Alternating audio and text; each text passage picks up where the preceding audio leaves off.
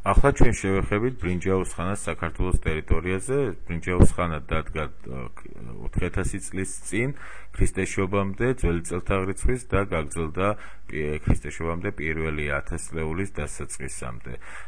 ჩვენ ვნახავთ, რომ ბრინჯაოს ხანა სამი კულტურული პერიოდით, სამი კულტურული შრით არის საქართველოს ტერიტორიაზე წარმოდგენილი და თითოეული სპეციფიკურობაზე ცალკე ვისაუბრებთ, მაგრამ დასაწყისში შევეხოთ იმ ზოგადს, რაც აერთიანებს კულტურული სამეურნეო დაწინაურების თვალსაზრისით ადრეულ შუა და ბრინჯაოს ხანას და ზოგადად მახასიათებელია ბრინჯაოს ეპოქისა, ბრინჯაოს ხანისა.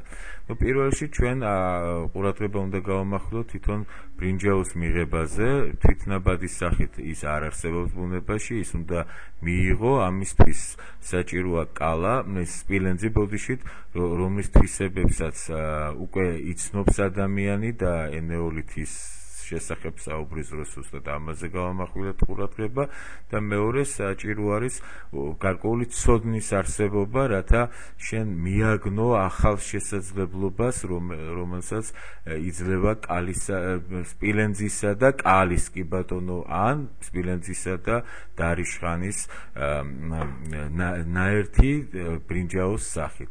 ბრინჯაოს რამ განაპირობა ბრინჯაოს იარაღის შექმნა და ბრინჯაოს ხანის დადგომა შესაბამისად.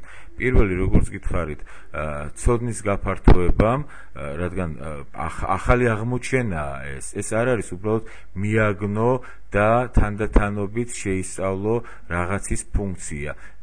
ეს არის აღმოჩენის გზით, ანუ შექმნის გზით მიღებული ლითონი ბრინჯაო. ამიტომ ცოდნის გაფართოება ერთი მხრივ და მეორე მეურნეობის დაწინაურება, რომელიც ითხოვდა ახალ იარაღს, რომლისთვისაც უკვე საკმარისი აღარ იყო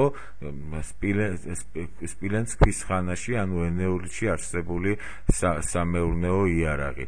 ეს ფაქტორები ყოველთვის ხელს უწყობს ხოლმე ახლის აღმოჩენას და ახალი კულტურების შექმნას. მათ შორის ბუნებრივია ამან იმ ძველ პერიოდზეც იქონია გავლენა და გარკვეულწილად განაპირობა ბრინჯაოს ხანის დადგომა ზოგადად და მათ შორის საქართველოშიც. მეორე საკითხი, რასაც გვინდა შევეხოთ, ბრინჯაოს იარაღი არის ბევრად უფრო მტკიცე ვინმე სპილენძისა, არა ისეთი როგორც რკინისა, ფოლადისა, მაგრამ სპილენძთან მისი შედარებაც არ შეიძლება, ამიტომ უკვე ბრინჯაოსაგან დამზადებული სამუშაო იარაღით თავისუფლად შეიძლებოდა უფრო ინტენსიური გახვთარიყო მიწათმოქმედება და გახდა კიდეც. ეს იმას ნიშნავს, რომ დამუშავებული და ათვისებული ნაკვეთები უფრო ღრმად იხსნება, რაც მოსავლიანობას ზრდის და მეორე ბრინჯაოს ცულით, განსხვავებით სპილენძის ცულისაგან, უფრო იოლად კაფავ დღეს და უფრო იოლად ბრინჯაოსაგან დამზადებული სახნისით ამუშავებ ყამირ მიწას. ესეც რა თქმა უნდა ძალიან დიდი შედეგია და მეორე მხრივ წარმოაჩენს ბრინჯაოს ხანას როგორც უფრო დაწინაურებულ პერიოდს. მეურნეობის დაწინაურება, ხელოსნობის გაფართოება და გამრავალფეროვნება და განვითარება იწვევდა გარკვეულ წინაპირობას ქმნიდა სავაჭრო კავშირების ჩამოყალიბებისათვის სხვადასხვა რეგიონში მცხოვრებ ან უბრალოდ სხვადასხვა ადგილას მცხოვრებ ხალხთა შორის. ამ შემთხვევაში მე მაინდა-მაინც არ გულისხმობ საერთაშორისო ვაჭრობას, თუმცა ესეც იყო რაღაც პერიოდში და ამაზე გვექნება საუბარი. აქ საუბარი არის გაცვლით პროცესზე, რომელიც სამიწათმოქმედო და მეცხოველეობის რეგიონს შორის ხდება. ანუ ეს კიდევ ერთი ახალი საქმიანობაა, რომელსაც ხმამაღლა ვაჭრობას დავარქვევთ, სინამდვილეში კი ეს იყო უფრო მარტივი სახე ვაჭრობისა, ანუ საქონლის გაცვლა საქონელზე, ნატურალური გაცვლის პროცესი. ვაჭრობამ, ხელოსნობის განვითარებამ, განსაკუთრებით მეცხოველეობისა და მიწათმოქმედების განვითარებამ შესაძლებელი გახადა უпроსტად გამოიწვია შრომის დანაწევრება, შრომის დიფერენცირება. თუ წინათ ნებისმიერ ხელმარჯვე ადამიანს შეეძლო მარტივი იარაღის დაემზადებინა და ამავე დროს ყოფილიყო მიწათმოქმედიც, ეხლა უკვე ინტენსიურ მიწათმოქმედებას იმხელად რომ მიაქვს, რომ მას აღარ რჩება საშუალება თვითონ დაამზადოს სახელოსნო ნაწარმი. მეორე მხრივად შეგვიძლია იგივე ვთქვათ, თუ წინათ შრომის იარაღების დამზადება მაინც უფრო ფრაგმენტულ ხასიათს ატარებდა და შეეძლო ხელოსანს შეეთავსებინა სახელოსნური საქმიანობისათვის მიწათმოქმედებას ან მეცხოველეობას, ეხლა უკვე მეტალურგიის განვითარების არსებული დონე ამას თითქმის გამორიცხავს და პრინციპში უკვე ჩამოყალიბდა გარკვეული სტრუქტურა საზოგადოებისა შრომის დანაწილების საფუძველზე, ანუ ადამიანები, რომლებიც მიწათმოქმედებას მისდევენ, ადამიანები, რომლებიც მეცხოველეობას მისდევენ და ნაწილი ადამიანებისა, რომლებიც ხელოსნობას მისდევს. მოგვიანებით, რა თქმა უნდა, მათ კიდევ ერთი ჯგუფი დაემატება, ოღონდ არა იმდენად მაინც ბრინჯაოს ხანაში, შემდგომ პერიოდში ადამიანები, რომლებიც თქვათ ხელოსნური ნაწარმის ან სასოფლო-სამეურნეო ნაწარმის გასაღებით არიან დაკავებულნი და არც ხელოსნობისთვის ძალიათ, არც მიწათმოქმედებისთვის ან მეცხოველეობისთვის და წარმოადგენენ ცალკე ფენას, რომელსაც ჩვენ შემდეგ ვაჭრებს დავარქვევთ. აი ეს პროცესიც უკვე აღინიშნა ბრინჯაოს ხანაში და ბუნებრივია უფრო გართულება საზოგადოების სტრუქტურისა ნიშნავს მის განვითარებას ამ შემთხვევაში. კიდევ ერთი საინტერესო პროცესი ხდება ამ დროს, კერძოდ გვართა დაშლა ნათესაობის პრინციპის უпростоრად ჩანაცვლება სამეზობლო პრინციპით. ანუ ჩვენ რა გვაქვს მხედველობაში, რა პრინციპით ხდება ადამიანთა დასახლება ერთ ადგილას? ნათესაობის პრინციპით, ხო? მაგრამ თანდათანობით ნათესაურ გვარს გამოეყოფა ოჯახი, რომელიც მჭიდროდ არის დაკავშირებული გვართან, მაგრამ რაც უფრო ვითარდება შრომის იარაღი და რაც უფრო მეტად შეუძლია მას დამოუკიდებლად ირჩინოს საკუთარი თავი და არჩინოს ოჯახი, ის მით უფრო ნაკლებად ხდება გვარზე მიჯაჭვული.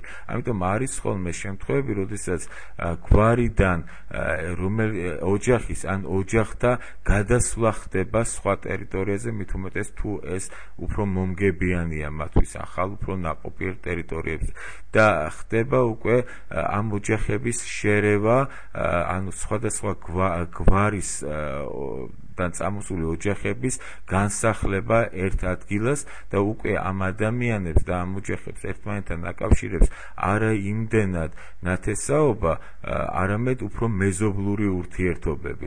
ამიტომაც გვაროვნული თემი თანდათანობით იცვლება სამეზობლო თემით.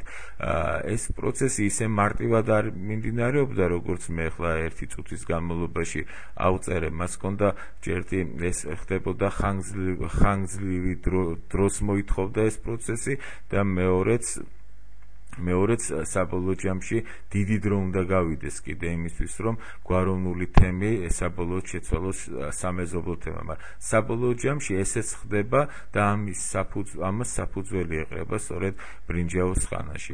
მეორე მხრივ გახშირებული სამხედრო შეტაკებები ერთი, მეორე უკვე მიწის დიდი ფართობების დამუშავება, რაც ძალიან ხშირ შემთხვევაში ითხოვდა ერთიან საირიგაციო სისტემას, ანუ სარწყავ სისტემას, საერთო გზის გაყვანას, ერთმანეთთან დასაკავშირებლად ამ ყველაფრის მოვლას, ეს ყველა და ამავე დროს მეზობელი გვარების ერთად ხანგრძლივი დროის მანძილზე ცხოვრება, რომელიც მათ დაახლოებას უწყობდა ხელს, ეს ყველაფერი აპირებებდა იმას, რომ გვართა შორის კავშირები უფრო მჭიდრო ხდებოდა და საბოლოო ჯამში იქნებოდა უფრო დიდი გაერთიანება, რომელიც საერთოდ ძალისხმევით უფრო მეტად გადაწყვეტდა ისეთ პრობლემებს, როგორიც არის მაგალითად თავდაცვა, ან თუნდაც თავდასხმა, ან პრობლემა, რომელიც დაკავშირებული იქნებოდა ერთიანი სარწყავი სისტემის გაყვანასთან, ან მის დაცვასთან. აი ამ დას კიდევ სხვა საფუძვლებზე დაყრდნობით, თანთანობით ხდება უფრო დიდი ერთობების ჩამოყალიბება ტომების სახით. ხოლო ტომთა ცალკეულ მეზობელ ტომთა გაერთიანებით ან დაკავშირებით იქნება უკვე ტომთა დიდი კავშირები. ეს პროცესიც ძალიან დიდხანს გრძელდება და ისე როგორც თვითონ ბრინჯაოს ხანაც მოითვლის ცოტა მეტ 1000 წელს, უბრალოდ მინდა თქვა, რომ ეს პროცესი იწყება ბრინჯაოს ხანაში გამოკვეთილად და ნაწილობრივ სრულდება კიდეც ბრინჯაოს ხანაში, ამაზეც გვექნება ქვემოთ ცოტა უფრო დეტალიზირებული საუბარი. ტომთა ასეთი დიდი კავშირები, მათი სხვადასხვა გვარების დაახლოება, სხვადასხვა ტომების დაახლოება გარკვეულ წანამძღვრებს ქმნიდა უფრო დიდი ერთობების შესაქმნელად, რასაც ჩვენ შეიძლება უწოდოთ ხალხი, ეთნოსი. საქმე იმაშია, რომ ხდებოდა კულტურული დაახლოება, მათი რელიგიური დაახლოება, მათი ენობრივი თვალსაზრისით დაახლოება, რაც საბოლოო ჯამში საფუძველს ჩაუყრის გარკვეულ არა მარტო ტომთა დიდ და მტკიცე კავშირებს, არამედ გარკვეულ ხალხებსა და ეთნოსებს. თვითონ ბრინჯაოს ხანა იყოფა 3 პერიოდად. პირველი პერიოდი ეს გახლავთ უძველესი დრო ადრე ბრინჯაოს ხანა, რომელიც მე-4-მე-3 ათასწლეულებში ძველი წელთაღრიცხვისა გრძელდება და მას მეორენაირად უწოდებენ მტკვარ-არაქსის კულტურას. რა შეგვიძლია მტკვარ-არაქსის კულტურის შესახებ თქვა? პირველი მისი სახელწოდებიდან გამომდინარე შეგვიძლია მოვხაზოთ მისი არამედ გავრცელების, არამედ ძირითადი რეგიონების კერა. ამ კულტურის რეგიონები და რეგიონი, სადაც ამ კულტურის მატარებელი ხალხი ძირითადად ცხოვრობდა. ეს არის მდინარეების მტკვრისა და არაქსის შორის მდებარე ტერიტორია, რომლის ნაწილის თანამედროვე პოლიტიკურ უკაზე საქართველოშია, მისი ჩრდილოეთი ნაწილი, ხოლო სამხრეთი ნაწილი მეზობელ სომხეთის რესპუბლიკაში. მტკვარ-არაქსის კულტურა არის ინტენსიური მიწათმოქმედების კულტურა, რასაც კიდევ ერთხელ ხელს უწყობს ბრინჯაოს იარაღის მასიური შემოსვლა სამიწათმოქმედო საქმიანობაში. მეორე მხრივ მტკვარ-არაქსის კულტურის მაღალ განვითარებულობის მაჩვენებელი არის სამარხეული ინვენტარი, რომელიც მრავალგან არის შემორჩენილი და პირველ რიგში, რა თქმა უნდა, რეგიონში, რომელზედაც ჩვენ ვსაუბრობთ და მათ შორის გახლავთ ისეთი შრომის იარაღები, რომელიც პირდაპირ უკავშირდებოდა, თქვათ, ახალ სამიწათმოქმედო მიწების ათვისებასა და ამ, თქვათ, სამიწათმოქმედო კულტურის კიდევ უფრო განვითარებას.